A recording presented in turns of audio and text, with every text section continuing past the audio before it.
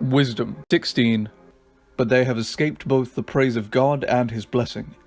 Therefore those people were deservedly punished through such creatures, and were tormented by multitude of animals. Instead of this punishment, you showed kindness to your people, and you prepared quails to eat, a delicacy to satisfy the desire of appetite, in order that those people, when they desired food, might lose the least remnant of appetite, because of the odious creatures sent to them, while your people, after suffering want a short time, might partake of delicacies.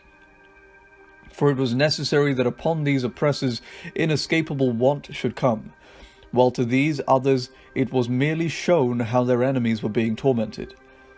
For when the terrible rage of wild animals came upon your people, and they were being destroyed by the bites of writhing serpents, your wrath did not continue to the end. They were troubled for a little while as a warning, and received a symbol of deliverance to remind them of your law's command.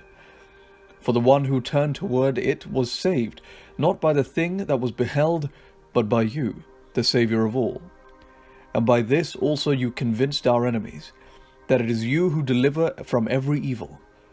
For they were killed by the bites of locusts and flies, and no healing was found for them, because they deserved to be punished by such things. But your children were not conquered even by the fangs of venomous serpents, for your mercy came to their help and healed them. To remind them of your oracles they were bitten, and then were quickly delivered, so that they would not fall into deep forgetfulness, and become unresponsive to your kindness. For neither herb nor poultice cured them, but it was your word, O Lord, that heals all people. For you have power over life and death. You lead mortals down to the gates of Hades and back again.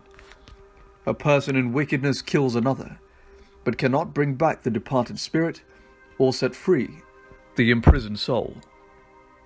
To escape from your hand is impossible, for the ungodly, refusing to know you, were flogged by the strength of your arm, pursued by unusual rains and hail and relentless storms, and utterly consumed by fire. For most incredible of all, in water which quenches all things, the fire had still greater effect. For the universe defends the righteous. At one time the flame was restrained, so that it might not consume the creatures sent against the ungodly, but that seeing this they might know that they were being pursued by the judgment of God. And at another time, even in the midst of water, it burned more intensely than fire, to destroy the crops of the unrighteous land. Instead of these things, you gave your people food of angels, and without their toil, you supplied them from heaven with bread ready to eat, providing every pleasure and suited to every taste.